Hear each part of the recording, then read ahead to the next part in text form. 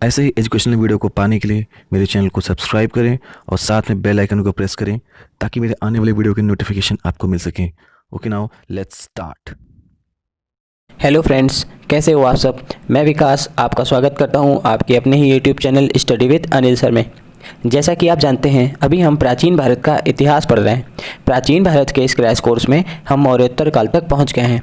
पिछले वीडियो में हमने शुंग वंश के बारे में विस्तृत अध्ययन किया। अगर आपने अभी तक वो वीडियो हमारी नहीं देखी है तो इसी चैनल के प्लेलिस्ट एंशिएंट हिस्ट्री में जाके आप उन सभी वीडियो को देख सकते हैं। दोस्तों, जैसा कि हम जानते हैं कि 112 वर्ष के शासन के बाद शुंग काल के अंतिम शासक देवभूति की हत्या उसी के एक सेनापति वासुदेव ने करके कंड वंश की स्थापना की। कंड वंश को कंडवायन वंश के नाम से भी जाना जाता है। इस वंश में कोई भी महान शासक नहीं हुआ जो अपने साम्राज्य की रक्षा कर सके, जो साम्राज्य विस्तार कर सके, जो अपने साम्राज्य की प्रतिष्ठा बनाए रखे व अपने साम्राज्य को टूटने से बचा सके। इनके वंशजों की बात करें तो इनमें केवल 4 शासक हुए हैं जिन सब ने मिलकर 45 साल तक शासन किया। पहले शासक थे वासुदेव, जिन्होंने शुंग वंश के अंतिम शासक देवभूति की हत्या करके कंड वंश की स्थापना की। दूसरे शासक हुए भूमिमित्र, तीसरे हुए नारायण और चौथे हुए सुशर्मा। सुशर्मा इस वंश का अंतिम शासक था जिसे सिमुक ने मारकर सातवाहन वंश, जिसे आंध्र वंश भी कहते हैं, की स्थापना की। इसी ओवरव्यू के साथ अब हम इस वंश के बारे में डिटेल स्टडी करते हैं।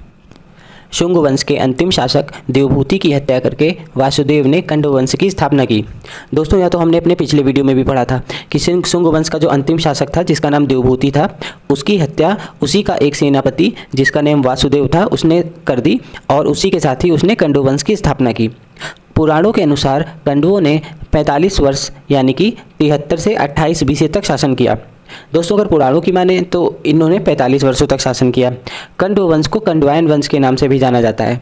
दोस्तों, यहाँ भी एक इंपॉर्टेंट क्वेश्चन है, एग्जाम में कंडो वंश ना दे करके कंडवायन वंश दे देगा। आपको उससे कंफ्यूज नहीं होना है, आपको बस ये जानना है कंडो वंश को ही कंडवायन वंश कहते हैं।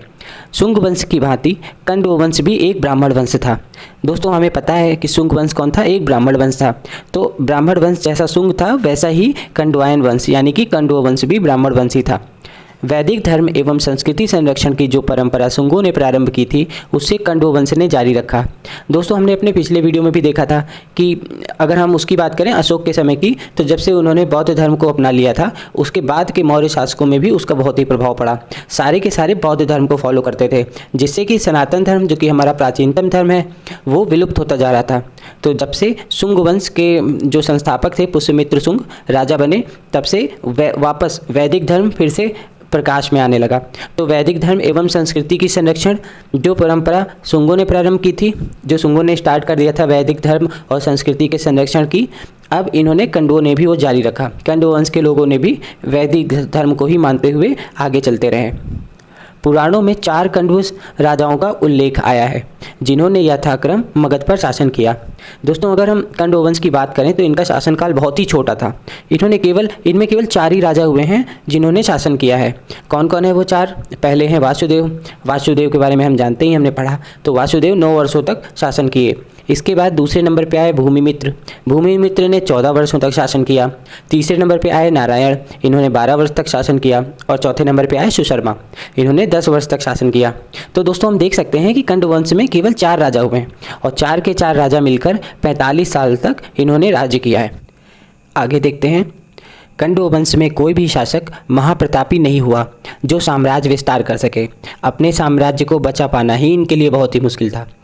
दोस्तों, हम आपको बता दें कि कंड वंश जो था जिसमें 4 राजा हुए हैं, कोई भी ऐसा राजा नहीं हुआ था जो बहुत ही ज़्यादा महाप्रतापी हो, बलशाली हो और दूसरों के ऊपर वर्चस्व स्थापित करने वाला हो। ऐसा कोई राजा इनके समय में हुआ ही नहीं। तो इसलिए क्या हुआ, इनके जो राज्य थे वो छोटे छोटे टुकड़ों में टूटने लगे और सभी ने अपने आप को स्वतंत्र कर लिया। ये सब हम भी आगे पढ़ेंगे। शकों का आक्रमण, दोस्तों हम इसको पढ़ते हैं, बहुत ही इंटरेस्टिंग है ये। अपने स्वामी देवभूति की हत्या करके वासुदेव ने जिस साम्राज्य को प्राप्त किया था वह एक विशाल शक्तिशाली साम्राज्य का एक अवशेष मात्र था। दोस्तों, हम जानते हैं कि जो शुंग वंश का अंतिम शासक था देवभूति, उसको उसी का एक सेनापति जिसका नाम था वासुदेव उसने मार दिया और कंड वंश की स्थापना की। और जिसमें वो राज्य कर रहा था, जैसे कि शुंग वंश का जो देवभूति था, शुंग वंश भी एक बहुत ही पावरफुल वंश था। और उससे पहले की बात करें तो मौर्य वंश तो कुछ ज़्यादा ही पावरफुल था, पूरे अखंड भारत पर उसने कब्जा कर रखा था। तो इस समय हम देख सकते हैं कि वो जो अभी है कंड वंश जिस पे राज कर रहे हैं कंड वंश, तो ये एक बहुत बड़े शक्तिशाली साम्राज्य का एक छोटा सा टुकड़ा है केवल, यह एक उसका अवशेष मात्र है। इस समय भारत की पश्चिमोत्तर सीमा को लांघ कर शक साम्राज्य के आक्रांता बड़े वेग से भारत पर आक्रमण कर रहे थे। दोस्तों, जब हम विदेशी साम्राज्य के बारे में पढ़ेंगे तो वहाँ पे हम देखेंगे कि कई सारे विदेशी आक्रमणकारी हुए हैं, जिनमें से हम पहले नंबर पे पढ़ेंगे हिंदी यवन के बारे में, फिर शक के बारे में, फिर कुषाण के बारे में, फिर पल्लव के बारे में। तो इसमें से जो शक के बारे में जब हम पढ़ेंगे तो हम ये सारी चीज़ें उनके पॉइंट ऑफ व्यू से देखेंगे। अभी हम इनके पॉइंट ऑफ व्यू से देखते हैं कंडो वंश के। तो इसमें हम क्या देख रहे हैं कि पश्चिमोत्तर सीमा मतलब उधर अफगानिस्तान की तरफ, उधर से उस सीमा को लांघकर शक साम्राज्य के आक्रांता बड़े वेग से भारत पर आक्रमण कर रहे थे। वो बहुत ही तेज़ी से उसको जीतते चले आ रहे थे सारे साम्राज्य को, और भारत पर आक्रमण करते आ रहे थे, जिसके कारण न केवल मगध साम्राज्य के सुदूरवर्ती जनपद बल्कि जो समीपवर्ती जनपद था वहाँ भी अव्यवस्था फैल गई। इसके लिए क्या हुआ, सारे लोग बहुत ही डरे हुए थे, और दूर दूर के जो जनपद थे वहाँ तो अव्यवस्था थी ही थी, और जो पास के प्रदेश थे, इनके जो कंड वंश के पास के प्रदेश थे वहाँ भी अव्यवस्था फैल गई। आगे देखते हैं। वासुदेव और उसके उत्तराधिकारी केवल स्थानीय राजाओं की हैसियत रखते थे। उनका राज्य पाटलिपुत्र और समीप के प्रदेशों तक ही सीमित था। दोस्तों, हम जानते हैं जो उसके अगले शासक आए वासुदेव और उनके उत्तराधिकारी, ये केवल स्थानीय राजाओं की हैसियत रखते थे। स्थानीय राजा होता था, पहले बड़े से राज्य को एक छोटे छोटे टुकड़ों में बांट देते थे, तो वहाँ के राजा की हैसियत ये सब रखते थे। इनमें कोई ऐसा टैलेंटेड पावरफुल नहीं था शासक जो पूरे देश को यूनाइट कर सके या फिर आसपास के क्षेत्रों को जीत भी सके। तो ये सब इन बताया गया है कि केवल स्थानीय राजाओं की हैसियत रखते थे। उनका राज्य पाटलिपुत्र और उसके समीप के प्रदेशों तक ही सीमित था। बस एक दो राज्य जितने भी थे वहीं तक इनका केवल सीमित था, आगे का कुछ नहीं। आगे देखते हैं। मगध क्षेत्र संकुचित होने लगा। मगध जो एक समय बहुत ही विशाल था, अब वह छोटा होने लगा।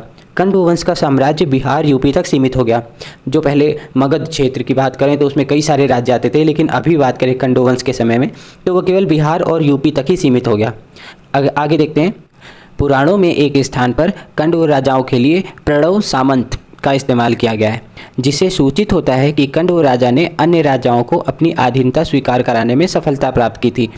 अब देखिए दोस्तों क्या होता है, अभी हमने देखा कि इनके जो राजा थे वो बहुत ही निर्बल थे, मतलब ऐसा कोई योग्य शासक नहीं था जो दूसरे राज्यों को अपने में मिला सके।